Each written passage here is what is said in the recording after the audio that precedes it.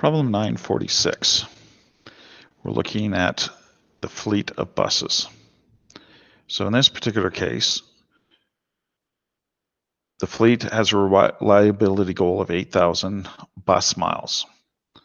So we have a sample of 64 buses. We find that the sample average is 8,210 bus miles with a standard deviation of 625 bus miles. So you can see in this case, and I'll do an Excel video on this also, that we would like to make sure that we have 8,000 or more. So that would be a right-tailed test. We have a sample size of 64. The mean from the sample is 8210. The standard deviation is 625. And the null hypothesis is 8,000. So this is a right-tailed test. Calculating the p-value of 0.005, that is less than the level of significance, which in part A is 5%.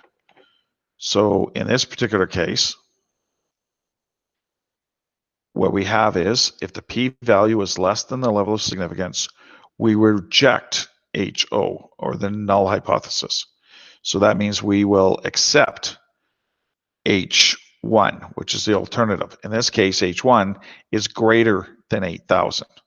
So there's evidence to conclude that the bus miles is greater than 8,000. So we've achieved our goal, and we can statistically prove it.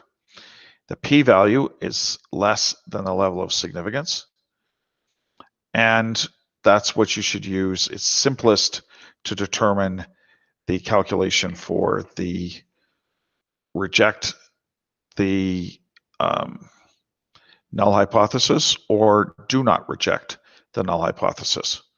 So this might be more clear when we do it in the Excel software, and in fact the conclusion will be done for you.